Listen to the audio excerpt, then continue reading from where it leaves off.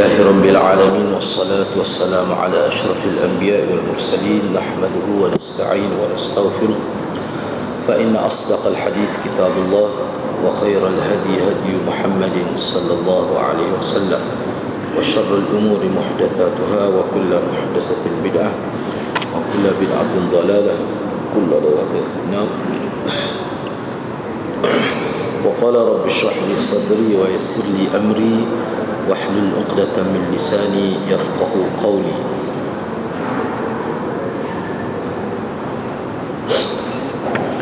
Alhamdulillah, bersyukur kehadrat Allah Subhanahu wa taala kerana dapat bersama pada malam ini.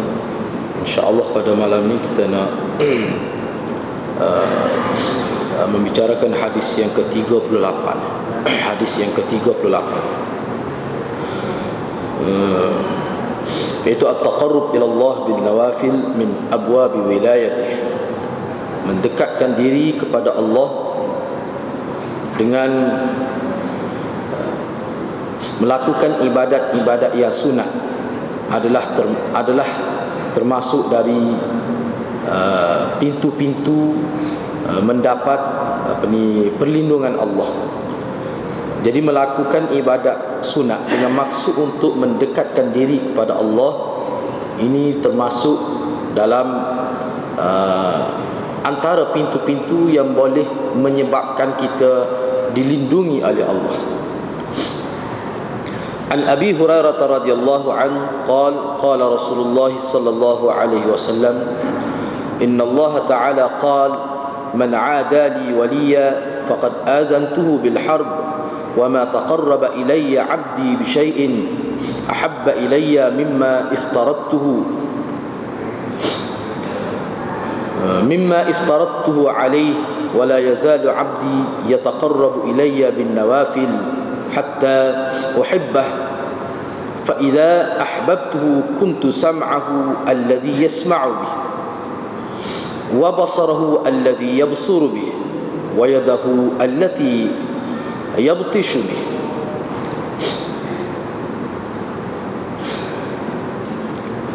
wa rijlahu allati yamshi biha wa la in sa'alani la'u'tiyannah wa la in ista'adani la'u'idhannah.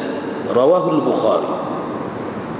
Diriwayatkan daripada Abi Hurairah radhiyallahu anhu, kata beliau, Rasulullah sallallahu alaihi wasallam telah bersabda, sesungguhnya Allah Ta'ala telah berfirman, sesiapa yang memusuhi wali, maka aku isytiharkan perang dengannya, dan mana-mana hambaku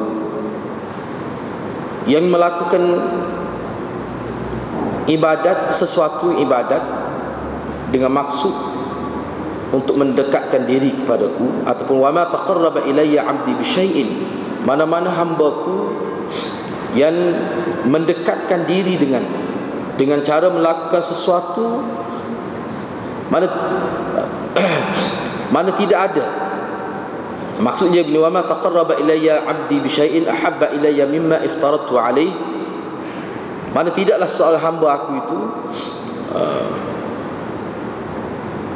untuk dia mendekatkan diri kepada aku dengan melakukan sesuatu yang lebih aku suka daripada ibadat fardu yang aku fardukan kepadanya. Itu maksudnya. Kalau mana-mana hamba-Ku nak melakukan ibadat kepadaku, maka dia buatlah ibadat fardu itu. Kan ibadat fardu bagi aku, kata Allah Subhanahu Wa Taala, adalah yang paling aku sukalah. Itu maksudnya. Dan hamba-Ku sentiasa tidaklah hamba-Ku sentiasa melakukan taqarrub, yakni mendekatkan diri denganku dengan cara melakukan ibadat-ibadat sunat sehingga aku kasih kepadanya. Dan apabila aku kasih kepadanya, aku adalah pendengarannya yang dia yasma'u, yang dia mendengar dengannya, dan aku adalah penglihatannya yang ia melihat dengannya, dan aku adalah tangannya yang ia memegang dengannya, dan aku adalah kakinya yang ia berjalan dengannya. Dan jikalau hamba-Ku itu memohon kepadaku sesuatu, pasti Aku akan tunaikan. Dan jikalau hamba-Ku meminta pertolongan, meminta perlindungan dariku, pasti Aku akan tunaikannya. Hadis ini diriwayatkan oleh Imam Al-Bukhari. Ini adalah hadis yang ke-38, iaitu hadis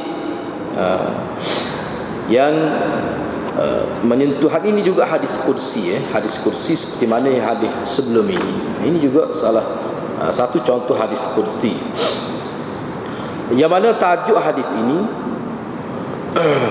mana taqarrub ila Allah, mendekatkan diri kepada Allah Subhanahu wa taala dengan cara melakukan ibadat-ibadat yang nawafil. Yang mana kalau kita perhati dalam hadis ini, mula-mula sekali Allah sebut, mula-mula sekali, man adali waliya faqad adantuhu bil harb. InsyaAllah kita akan bincang selepas ni lah.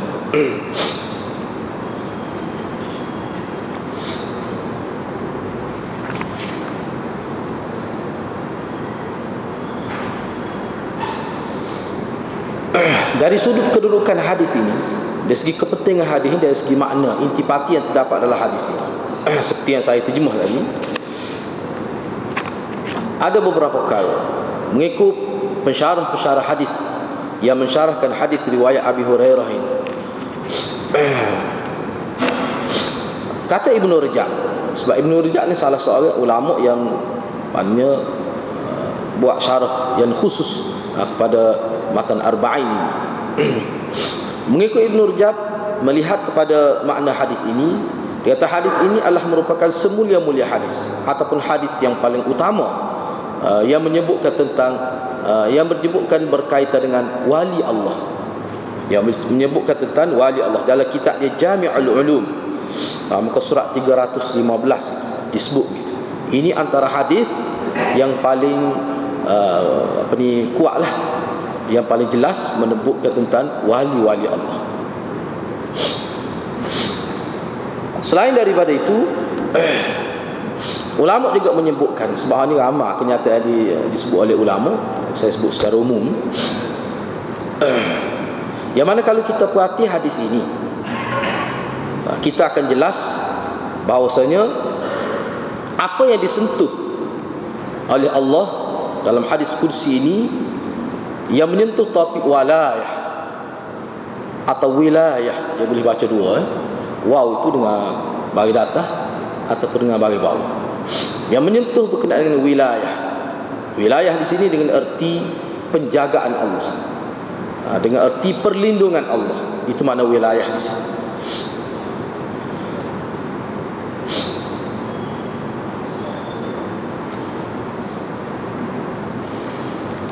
Mengikut ulama, ketika menghuraikan hadis ini, kalau tengok dalam beberapa syarah lah, kalau kita tengok bila sebut hadis ini, dia akan sebut betapa wali, makna wali ini. Perkataan wali ini sangat digemari oleh banyak kumpulan. Wali ini, orang suka tentang wali. Macam-macam lah kalau kita tengok. Boleh dikatakan kalau ajaran-ajaran salah, memang banyak berkaitan dengan wali ini. Dan biasanya ajaran-ajaran salah yang berkait dengan agama ni, memang guru dia tu, dia akan buat sesuatu supaya dia tu dianggap wali oleh anak-anak murid dia. Itu menjadi kebiasaan. Sama ada orang panggil ahli hakikat, yang mencari hakikat, ahli tasawuf yang sesat, sebab ada juga tasawuf yang betul, ada juga tasawuf yang betul. Apa-apa ahli hakikat ni biasanya, ni maksud bila kita sebut ahli hakikat, mana dengan erti yang tolak syariat. Kalau dia sebab bagi saya nama tu dia duduk nombor 2. Kalau dia ahli hakikat tetapi dia tidak tolak, dia kata dia ahli hakikat, orang yang mencari hakikat yang sejati, dia kata.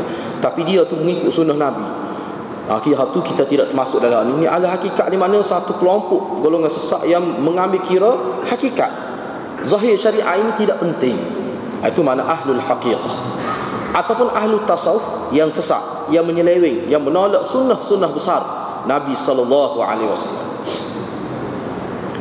Ataupun golongan-golongan, mana-mana golongan lah, selain daripada nama-nama yang disebutkan itu, dia melihat hadis ini dengan pandangan yang cukup bermakna. Sebab apa? Sebab disebut wali itu. Namun dalam kenyataan ini, Allah Subhanahu wa taala, Nabi sebut firman Allah dalam hadis kursi ini, Nabi sallallahu alaihi wasallam Allah Subhanahu wa taala berdasarkan kepada hadis ini, Allah telah meletakkan asas yang betul. Asas yang betul, prinsip yang betul, ciri-ciri yang betul untuk kita kenal mana wali yang sebenar. Untuk supaya kita boleh tahu mana wali yang sebenar. Kadang ramai yang mengaku wali, ramai yang dianggap wali, sama ada dia mengaku atau tidak, tapi ada juga seorang wali itu dia dianggap wali. Bagaimana kita nak tahu wali yang sebenar? Kita akan bincang sini. Yang mana wali yang sebenar? Ini kenyataan umum, iaitu orang yang sentiasa taat kepada Allah, yang istiqamah dalam mentaati Allah dan menghampirkan diri kepada Allah dengan melakukan ibadat-ibadat fardu dan ibadat-ibadat sunat yang disebut dengan sahih di dalam hadis-hadis Nabi sallallahu alaihi wasallam. Seperti mana ulama mengungkapkan, al-karamatu hiya ainul istiqamah.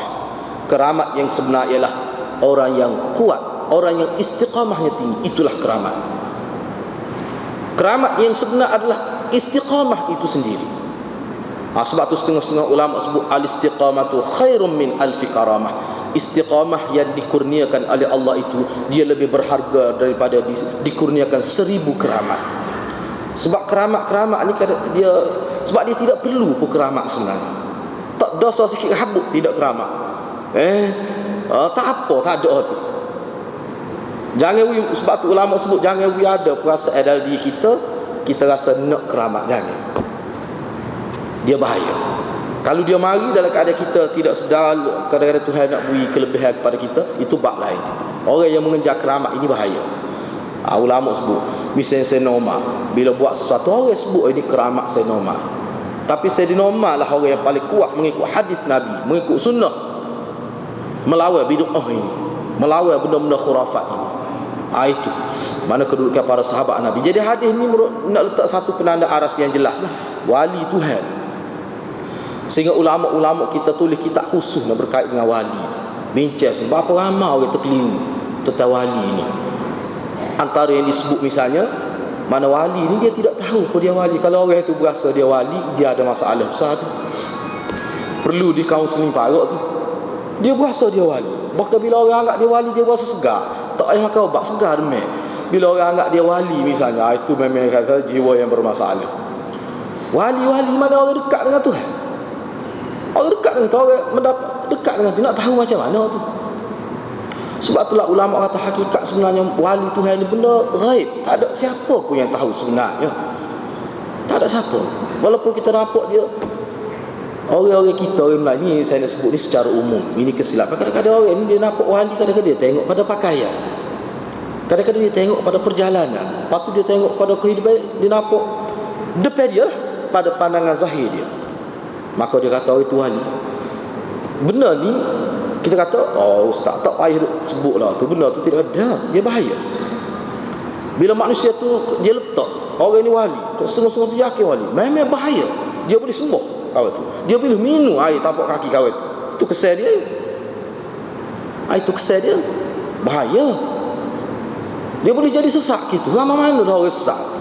Kalau kita belajar ilmu perbandingan, ilmu memang dia ada berkait tu kan, dengan jelas.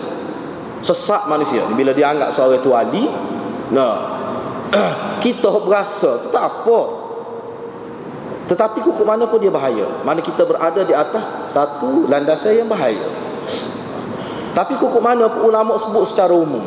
Kalau nak kata wali, sahabat telah wali semua. Kalau nak kata wali, sebab tu hadis ni antara hadis yang digunakan oleh ulama untuk mempertahankan sahabat. Bila menyentuh sebut tentang sahabat, inilah salah satu hadis yang digunakan untuk menunjukkan bahawa kelebihan sahabat. Misalnya kalau kita tengok dalam Faslul Khitab dan mana-mana kitab lah, bila sebut tentang sahabat mesti dia mari hadis ni. Kerana ulama sebut sahabat-sahabat ni merupakan, kalau kita nak kira wali, wali paling tinggi. Walaupun tidak disebut istilah wali kutub, wali afdal, tapi itulah wali yang paling tinggi. Sehingga ada ulama kata setinggi-tinggi wali dia tidak dapat menyamai serendah-rendah sahabat itu. Sebab sahabat dikedudukan dia tinggi. Sebab orang yang dididik secara langsung oleh Nabi SAW. Dan ada pernyataan yang begitu banyak dalam Quran yang menyebutkan tentang sahabat ni.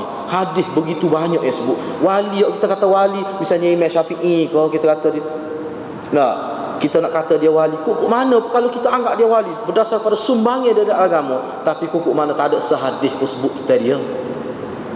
Jadi hok kata ada Nabi mimpi, ada orang tanya Nabi siapa dia, orang yang ada ke mana Rasulullah ni kesal dalam hidup, ada Rasulullah kata sebab dia tak ada jumpa Imam Ghazali itu karut itu. Ada dia kata, ada disebut gitu. Orang mengajar ada sebut gitu. Ada sahabat tanya, ada Rasulullah rasa terkilat masa Rasulullah hidup? Rasulullah kata ada. Kenapa dia tak sempat bertemu dengan seorang wali Allah yang bernama Al-Ghazali. Kita pun heran juga. Kita tahu ni hak lain yang Nabi sebut, tak ada kesaksa apa sebut tu. Tapi nak ayat kadang-kadang setengah, sebab tu saya kata bahaya.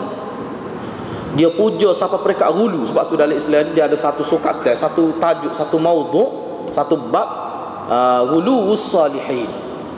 Melampau memuja orang soleh, melampau meletakkan kita saya tu kepada orang soleh. Orang itu soleh, tapi kita saya pada sampai peringkat ghulu, itu bahaya. Lama mana dah manusia sesak kerana melampau memuji-muji orang soleh, melampau memuja orang soleh. Tali, kita kena sederhana dalam semua perkara. Tali, mana melampau ni dia boleh mari pelbagai penyakit kerana melampau hulu itu. Ta'assub boleh mari. Mana apa yang dia sebut semuanya benar, kita tak boleh terima benda yang tak benar. Kita jadi sensitif bila orang kritik dia. Itu jalan kerana hulu itu sifat hulu. Disebut oleh ulama. Mana kalau orang kritik, misalnya kita tok guru kita, pemimpin kita, bila orang kritik, kita tidak nak tengok, nak kaji betul ke tidak, terus marahlah. Tu boleh, itu sudah berada di tahap tu. Tanya. Jadi sebab itulah ulama kata hadis ni sebenarnya Allah Subhanahu Wa Taala. Jadi Allah, kita kena ingat bila Allah sebut ni maka benda tu penting. Bila Allah sebut benda tu penting dan dia ada berkait dengan kehidupan kita, maknanya benda ni benda kita perlu berhati. Benda perlu kita berhati. Lepas ni kita akan bincanglah hadis ni secara makna, secara bahasa dia, dan beberapa kali seperti kebiasaan. Cuma saya sebut secara umum. Baik, antara fakta-fakta penting lah. Apa dia? Afkarul hadis, nilai pemikiran yang ada dalam hadis ini.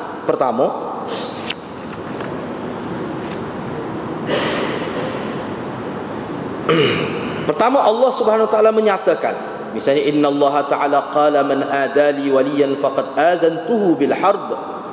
Sesungguhnya Allah berfirman, sesiapa yang memusuhi waliku, maka sesungguhnya aku isytiar perang dengannya. Lepas tu dia sebut banyak, Allah sebutlah.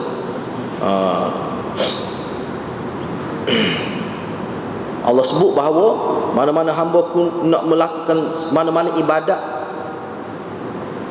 untuk takarub kepadaku, aku paling suka sekali dia buat hak wajib itu, tunaikan hak wajib itu. Itu dari sudut maknanya keprihatinan, tekanan Allah, penekanan Allah supaya dalam konteks syariat, supaya kita jaga ibadat fardu itu, buat betul-betul, bukan sekadar buat tapi jaga kualiti dia.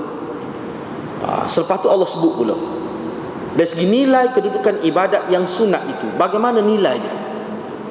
Kemudian Allah sebut kesan daripada kita jaga yang wajib, kita jaga yang sunat, apa kesan dia. Jadi antara perkara penting yang terdapat dalam hadis secara umum lah, kita tengok secara umum dulu. Pertama sekali, Allah takaffalallahu ta'ala bihifzi awliya'i wal intiqam mimman qasadahum bisu'in aw adyin. Allah Subhanahu Wa Taala memberi jaminan untuk menjaga wali-walinya, dan Allah akan menghukum, membalas terhadap sesiapa yang bermaksud jahat terhadap walinya. Orang yang bermaksud jahat terhadap wali-wali Allah ini. Jadi hak ni dalam konteks ni saya nak sebut begini saja. Pertama sekali, kita tidak tahu secara ta'yin, secara pasti siapa wali Allah. Kalau kita tengok dalam kitab, ulama akan sebut wali Allah ini orang yang dekat dengan Tuhan. Tak ada ulama kata maksud orang dekat dengan Tuhan itu kerana dia alim, walaupun benda tu salah satu. Jalan untuk jadi kita ni wali tu alim, tapi bukan secara mutlak, bukan segala-galanya alim itu. Sebab alim kalau kita tengok dalam hadis lain, ada juga alim yang ulama su disebut, ada juga. Jadi hakikat wali sebenarnya apa? Hakikat wali yang sebenarnya adalah orang yang dekat dengan Tuhan dengan cara dia jaga. Ni betul-betul dia berkait dengan hati dan amalan, berkait dengan jiwa nurani dan amalan zahir dia. Jadi perkara ini habis-habis kena ingat. Boleh jadi orang kapung yang kita tengok tidak tahu apa, dia lebih dekat dengan Tuhan. Sebab Allah tahu kemampuan dia. Jadi manusia ni dia amal apa yang dia tahu. Dengan kadar kemampuan dia, dia ikhlas dengan Allah Subhanahu Wa Taala. Walaupun tidak nampak hebat pada pandangan manusia, tapi dia tu beramal dengan amal agama sekadar yang dia tahu, dengan kemampuan minda yang Allah beri pada dia. Tak cerdik tu bukan mak dia, kerana tu hewi dia tak cerdik. Itu kita kena terima hakikat. Sebab Allah tidak akan bebankan manusia dengan kadar yang dia tidak mampu. Allah tidak beban. Jadi dalam konteks ni wali ni kita tak tahu siapa. Boleh jadi orang kampung kita yang tidak dikenali. Sekarang mana kita tengok orang yang istiqamah masjid, dia ni susah kan nak jadi imam. Nak jadi makmum pun depan belakang imam pun orang tak galak dia duduk. Apa kalau imam salah nak tengok dia tak tahu apa satulah kita kira. Dah. Sebab ada belakang imam ni kalau kita tengok dalam mazhab, dalam kitab-kitab fiqh, dia bukan orang tertentu, senang nak jaga. Ni kalau hak reti duduk di hujung ni misalnya dah. Kalau berlaku tu imam salah ke apa sudah kerja. No. Hak depan kai nak buat lagu mana duk mikir dalam semaya. Jadi hak kena hak pandai duduk belakang lagu. Sebab tu dia dalam fiqh disebut duduk belakang duduk dekat dengan imam itu dia kena sebaik-baik, jelaslah orang yang berkebolehan. Tapi apa yang saya nak sebutnya, walaupun dia lemah setara mana, dia tidak hina dalam agama. Dia tak ada kelebihan. Boleh jadi dia wali tu hati dia tu bergantung. Untuk bergantung dengan Tuhan ni tidak semesti dia kena alim. Tak mesti. Tak ada ulama syarat begitu. Untuk jadi manusia ni jadi maknanya kita tahu hati dia terikat dengan Allah, ingat tu sama. Tak semesti dia tu kena alim. Payah kita nak ukur tu payah. Kadang-kadang orang alim tak semesti dia rapat, kadang-kadang dia jauh tu kan. Hadir-hadir ini saya pengalaman guru saya. Orang agama ni kalau dia kena penyakit hubbud dunia, dia paruk daripada orang dunia lagi. Orang agama ni kalau dia kena penyakit hubbud dunia wa karahiyatul maut, cinta pada dunia, dia lebih teruk daripada orang dunia. Orang yang tidak mengaji agama jangan kita main. Dia penyakit ni dah kena. Sebab tu kata penyakit ni datang tak menentu, tak kena mertua, kena menantu dia tu, dia kena belakang, kena beringat. Jadi wali ni sebenarnya kita sebab tu kita sebut wali ni orang yang rapat dengan Tuhan. Rapat lagu mana jadi rapat dengan Tuhan? Ni dengan melakukan ibadat fardu, jaga tu, dan melakukan ibadat sunat secara berterusan. Sebab tu sehingga siapa ke mereka jadi Allah hub, Allah kasih, Allah sayang, redha. Siapa mereka tu dia buat ibadat. Sebab itulah ulama sebut ini hadis ni walaupun tidak disebut makna istiqamah, tapi hadis ni dia ada makna istiqamah. Orang buat melakukan ibadat fardu tapi tidak berkualiti, tidak istiqamah, tidak jaga. Buat tapi tak jaga, tak fikir, tidak muhasabah ibadat dia. Hak tu tidak dikira istiqamah. Istiqamah ni dia ada satu takrif yang agak kemah jugalah. Istiqamah ni kita akan bincang selepas ini. Dalam hadis ini juga antara poin besar, al-faraidu wa ada'ul wajibat hiya afdalu ma taqarraba bihi al-'abdu ila Allah wa tawassala bihi ila mardatih. Amalan-amalan fardu dan menunaikan amalan-amalan yang wajib adalah semulia-mulia jalan untuk kita taqarrub ila Allah, untuk kita menghampikan diri kepada Allah Subhanahu wa taala, dan merupakan wasilah untuk mencapai redha Allah. Inilah wasilah yang sebenar. Ni terang, tak ada khilaf ni. Kita buat ni. Kita usah kita ambil lah wasilah hak tak tahu mana ada, hak dibahas secara khilaf ataupun benda tu hak tak betul. Ni ajalah. Hak tu hak sunat. Banyak lagi kita tak buat hadirat. Kalau kita baca dalam kitab-kitab, misalnya saya tengok dalam kitab Fiqhul Ad'iyah, fiqh doa, 2 jilid fiqh doa, fiqh doa. Dia kata manusia ni hampir-hampir tak mampu kalau nak melaksanakan habis doa Nabi. Sebab Nabi ni setiap langkah dia ada doa. Semua ada doa. Jumpa dengan saya lama, jumpa dengan saya baru, jumpa dengan saya lama, ada doa. Kita assalamualaikum belakang. Senang, tak sakit kepala. Tak ada nak ngapa. Semua assalamualaikum. Tak apalah. Hak tu pun ada juga disebut.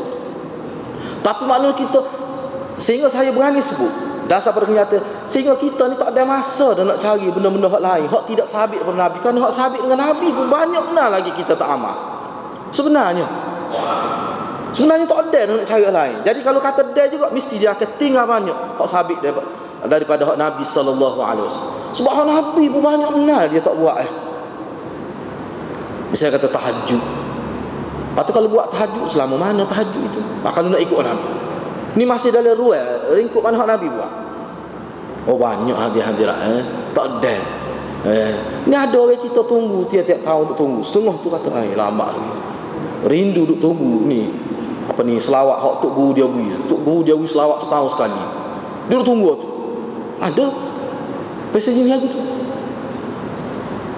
Hadirat kena lihat dalam konteks ni. Nah, siapa tertunggu-tunggu hak tu? Maknanya kalau hati lebih sayang daripada hak tu, siapa tidak sayang sebegitu pada hak Nabi, itu masalah dalam agama tu. Itu masalah tu. Jiwa lagu tu, jiwa yang bermasalah dalam kini kita cuba nilai dalam konteks agama. Sebab tu hadirat dia kita kena hak Nabi ni kita kena utama. Jangan kita berasa sayang pada hak lain. Kadang-kadang kita nampak kita nampak ni hak tu kita jaga molek hak tu kita kena amal ni. Tidak hak Nabi pun. Tapi hak Nabi tidak nampak gairah kita mau untuk buat. Itu tak kena tu. Bagi saya itu satu kesalahan besar. Nak kata dosa-dosa besar, itu terserah pada Allah. Tapi bagi saya itu sudah lari daripada tasawur agama, lari daripada ruh syariat, lari daripada ruh sunnah Nabi. Tak kena dah tu. Tak kena dah tu. Jadi kalau wali itu yang sungguh, dia mesti cari. Dia membudayakan hidup dia mengikut yang sahih, meninggalkan yang tidak sahih. Itu budaya wali Tuhan. Dia kena lagu. Sebab kalau sahih ni benda yang hak sahih dengan tak sahih, tiba-tiba pilih hak tidak sahih, tidakkah pelik?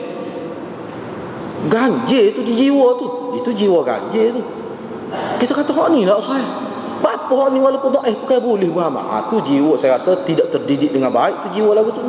Betul lah kalau ada hak dhaif pun, tapi hak sahih ni ada. Bahkan mengikut ulama kalau ibadat tu dalam jenis yang sama, kalau ada yang sahih ada yang dhaif tu tak boleh makan. Kalau dalam jenis yang sama, itu kaedah tu. Buat semaya belaka, hak ni sahih, hak ni tak sahih. Cara ngati hak ni sahih, hak ni tak sahih. Apa dok ambil tidak sahih di segi kaifiat itu? Kita kena ambil yang sahih. Itu kaedah dia hak kata ulama sebut hadis dhaif boleh beramal tu satu-satunya, tak ada contoh dalam hak sahih. Tu boleh lah ambil dhaif kalau ada dhaif.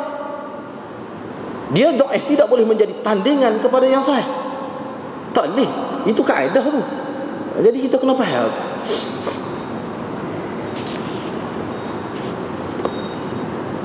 Kadang-kadang kita nak buat contoh bahasa pusing.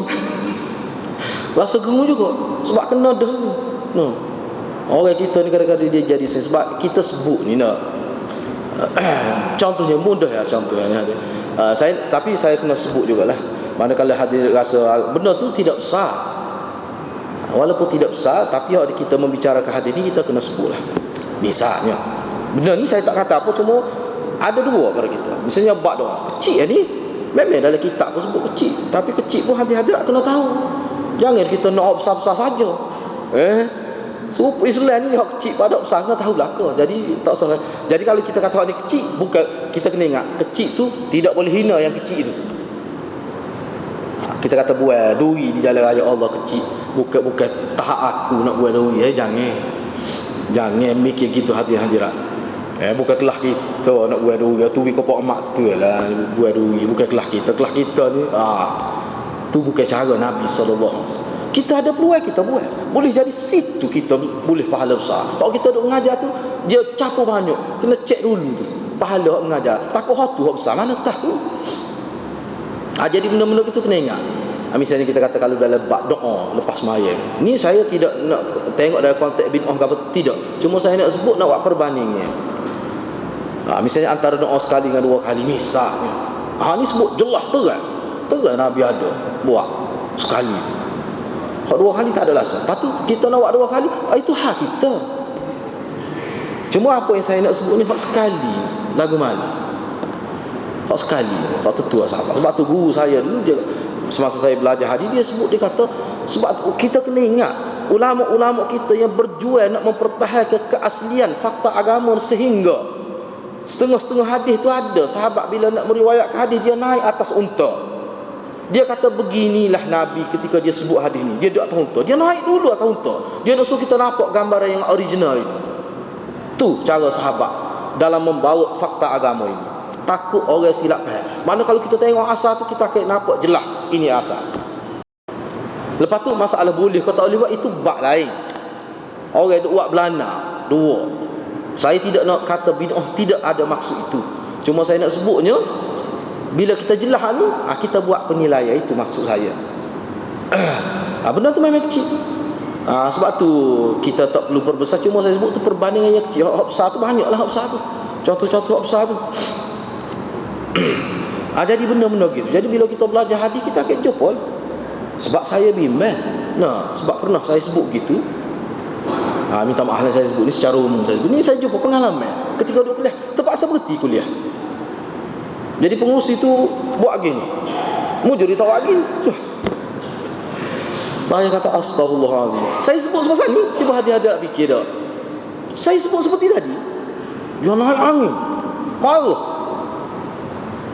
Dia nak suruh saya istihar bahawa dua itu pun sunnah juga. Saya kata saya tak boleh istihar sebab Nabi tak buat. Awak nak buat-buatlah. Saya pun tak pernah sebut pun bina tak ada. Kita tidak maksud gitu. Cuma kita kata adalah hadis Nabi buat sekali, adalah tu. Walaupun tidak acak kali. Tak silap saya ni kalau mengikut Imam Syafi'i 2 atau 3 kali gitu ya. Tapi boleh lah.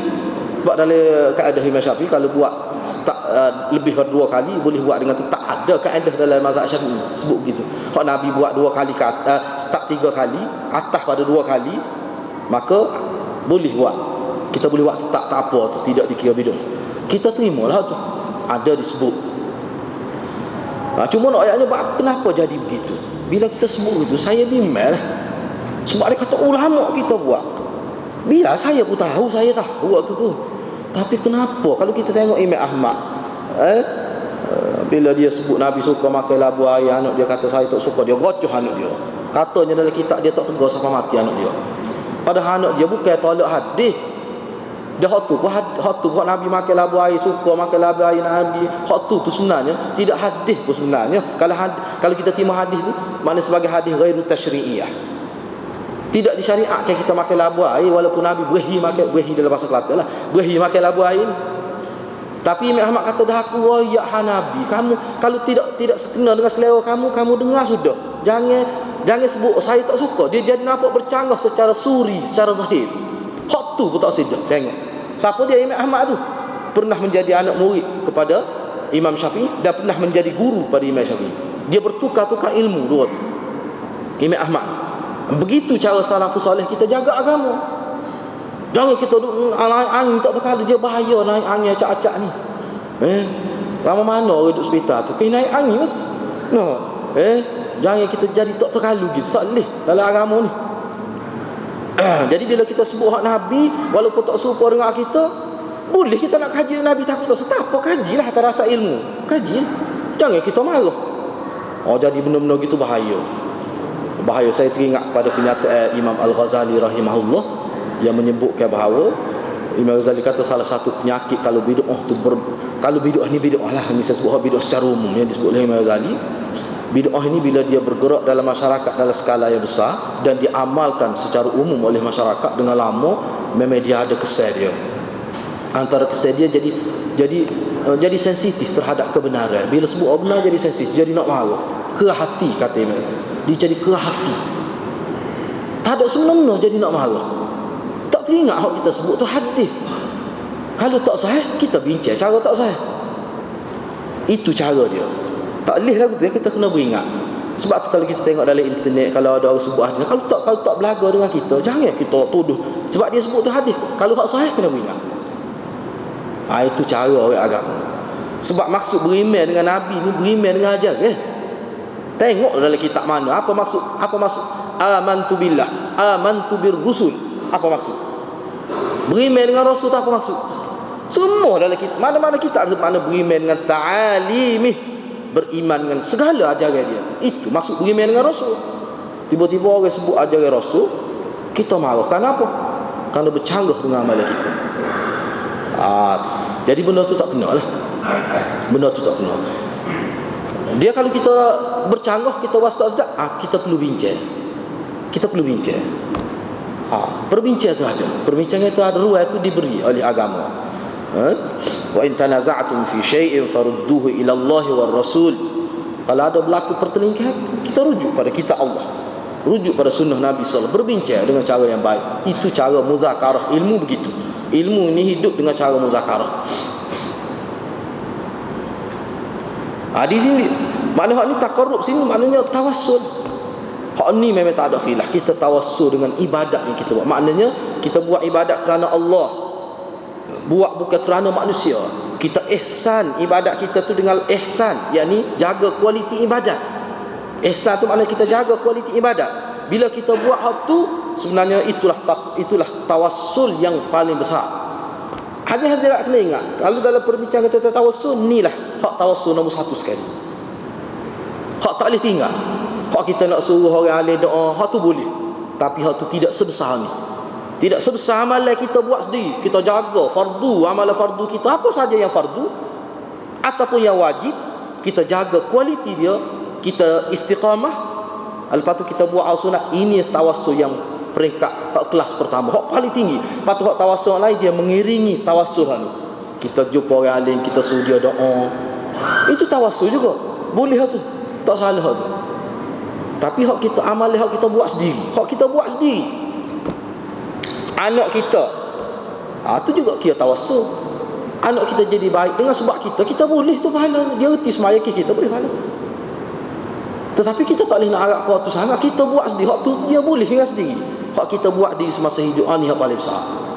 Hak ni lah tawassul yang paling utama. Dan kalau wali tu suruh, dia akan jaga hak ni lebih daripada hak lain. Jangan duk tunggu orang ngatik lepas mati kita. Tak boleh lagu tu. Tak kena sikit rabuk tu cara mikir lagu tu. Sebab ada hari saya jumpa dah, tidak direct dengan dia, orang tepi rumah dia, saya jumpa sendiri. Tak tahulah dia kecek tu dalam bergurau ke, wallahu alam. Dia kaya, dia sebut, dia kata kita ni lagu ni lah, kita ni kita tidak alim, jahil dekat agama, agak anak-anak lah, dia kata lepas kita mati. Dia sebut gitu. Ada lagi ni tak hati lagi. Tak hati lagi, tapi dia sebut gitu. Kita ni agak anak-anak, anak dia ramai, anak dia pun jadilah ke takdir tu hanya Allah beri rezeki anak dia ni kira jadi ni, maksudnya hijau sejak-sejak lah kira-kiranya. Gitu. Jadi dia pun ada sebut gitu. Jadi ada kawan tu pun tak erti juga. Dia tanya kecek sekarang tu lagu mana ustaz? Dia tanya saya. Jadi kawan ni dia kata kita ni, kita mujahid. Asalnya kawan tu ajak dia pergi masjid.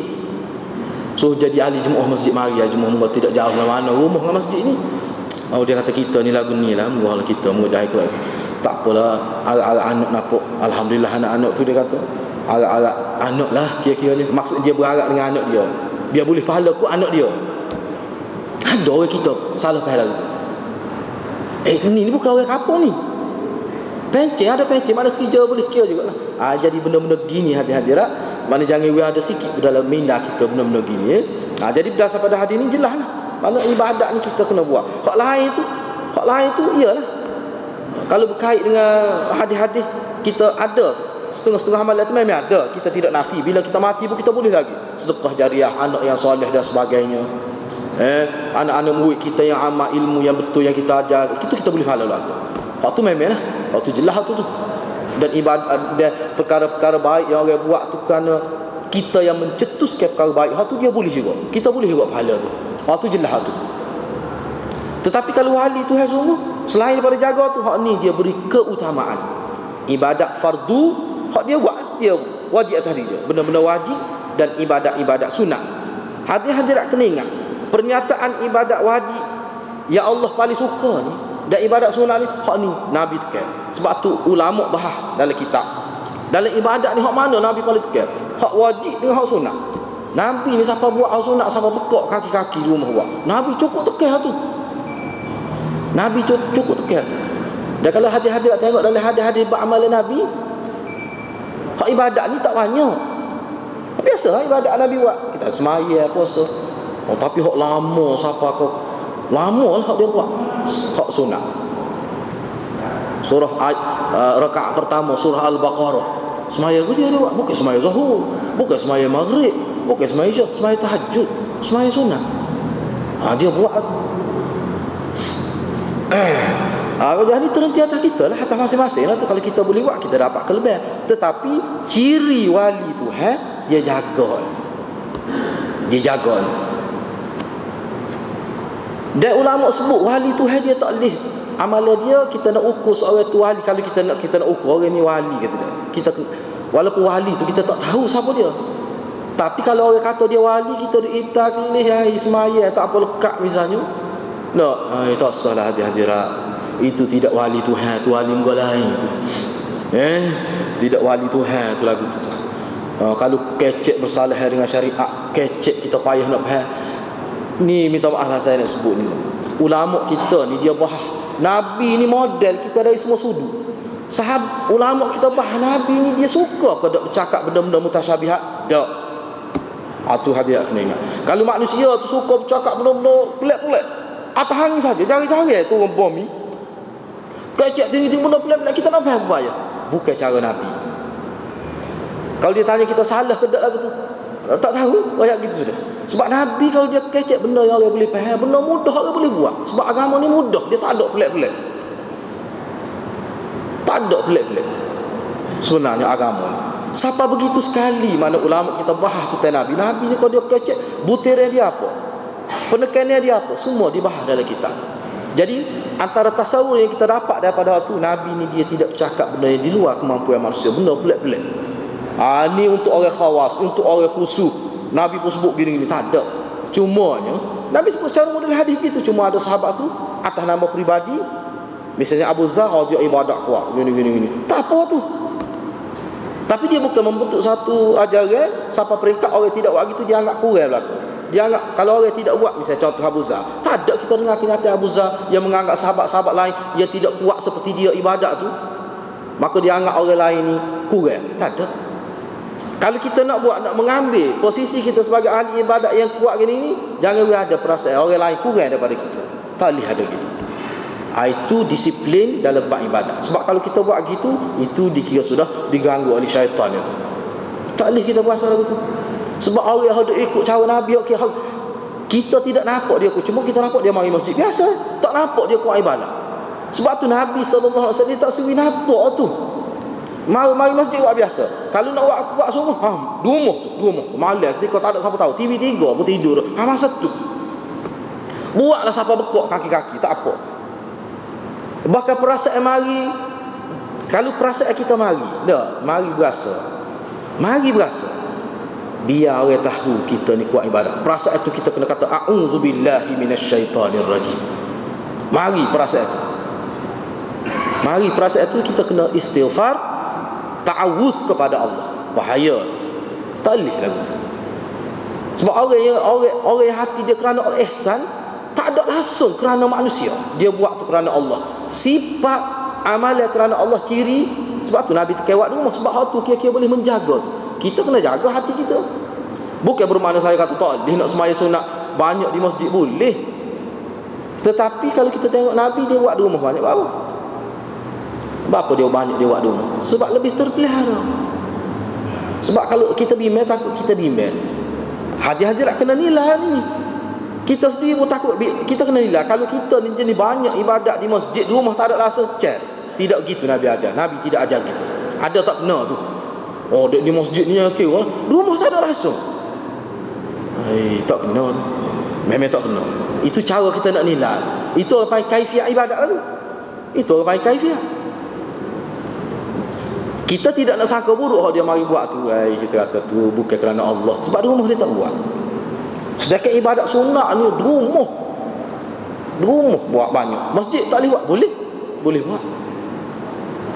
Sebab itulah setengah-setengah sahabat itu dia marah duduk di rumah molek-molek mari semaya duha di masjid. Sebab buat di rumah tak ada kelebihan. Cuma kita kadang kita mari dengan bukan maksud tu waktu duha kita semaya. Tu tak apa gitu.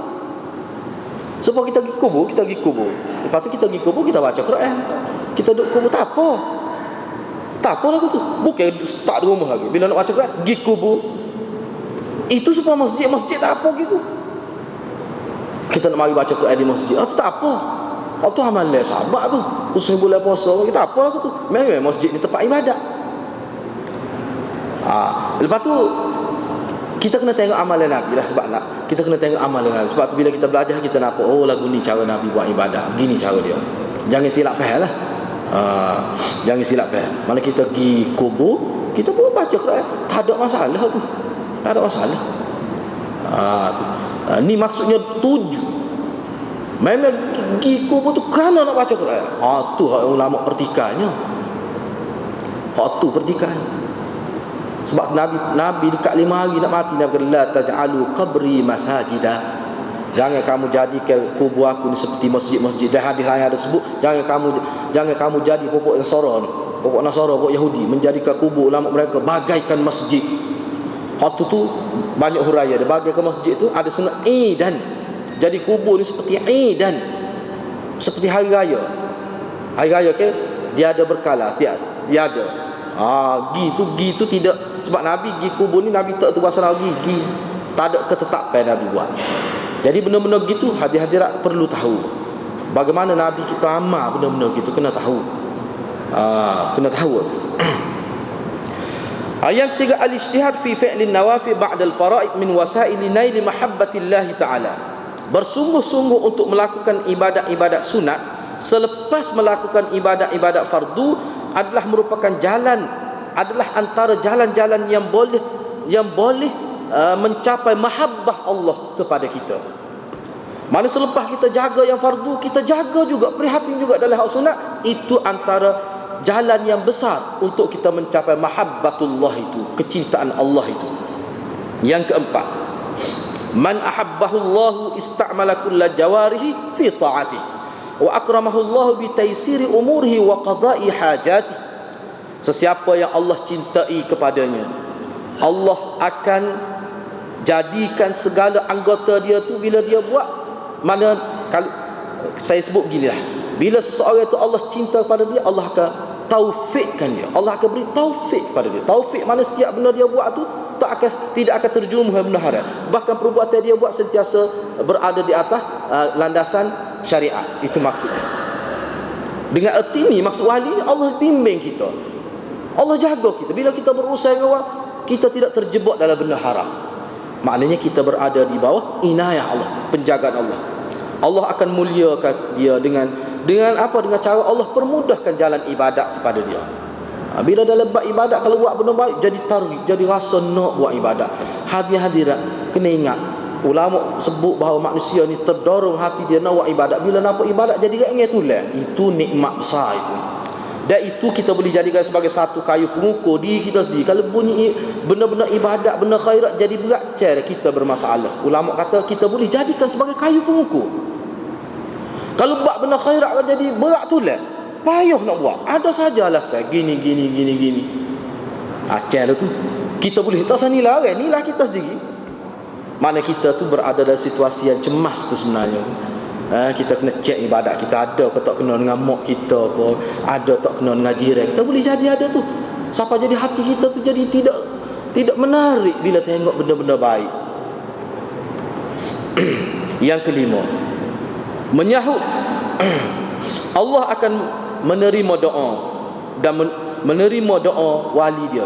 Ni, hak orang jaga ibadat wali, jaga ibadat sunat ni, bila dia buat tu dengan istiqamah, siapa peringkat mahabbatullah, Allah akan mudah mustajab doa dia, Allah akan tolong dia, Allah akan bantu dia apabila dia minta bantuan dia, Allah lindungi dia daripada gangguan syaitan dan sebagainya. Perkara yang saya sebut ni hadirin, inilah sebenarnya cara, kalau kita nak kata tasawuf, kita nak kata tarikat, inilah cara Nabi sallallahu alaihi wasallam. Inilah cara Nabi sallallahu alaihi wasallam. Jadi insya-Allah selepas ni kita akan bincang pula berkait dengan secara khusus bahasa hadis ini. Kita akan bincang dari sudut bahasa hadis ini. Saya setakat itulah. Wabillahi taufiq hidayah. Wassalamualaikum warahmatullahi wabarakatuh.